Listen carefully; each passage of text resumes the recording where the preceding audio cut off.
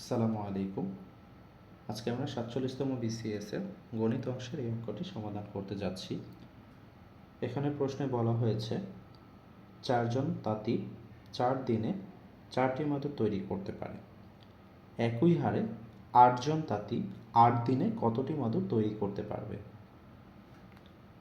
তার এই অঙ্কটা আমরা খুব সহজেই ঐকিক নিয়মে সমাধান করতে পারি খুবই অল্প সময়ে। তাহলে এখানে প্রথমত যেটি আছে, ৪ জন তাঁতি ৪ দিনে তৈরি করে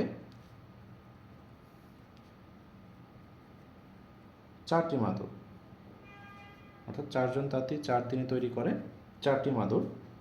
তাহলে এখানে আমরা একজনে যদি বের করতে পারি, অর্থাৎ একজন তাঁতি ৪ দিনে তৈরি করবে স্বাভাবিকভাবে পূর্বের তুলনায় কম, তাহলে আমরা এটা যেহেতু কম করছে তাহলে আমরা এটা ভাগ করতে পারি, অর্থাৎ ৪ ভাগ ৪টি মাদুর। এখন সেই একই, অর্থাৎ একজন তাঁতি যদি একদিনে তৈরি করে তাহলে কি করবে? পূর্বের তুলনায় আরও কম করবে, অর্থাৎ ৪ ডিভাইডেড ৪ গুণ ৪টি মাদুর। এখন আমরা যদি তাঁতির সংখ্যাটা বাড়াই, অর্থাৎ একজনের পরিবর্তে যদি ৮ জন তাঁতি দিয়ে কাজটা করানো হয় একদিনে, তাহলে পূর্বের তুলনায় মাদুরের সংখ্যা বেড়ে যাবে, আর যেহেতু বেড়ে যাবে তাহলে সংখ্যাটা গুণ হচ্ছে, অর্থাৎ ৮ সংখ্যাটি গিয়ে গুণ হয়ে বসছে।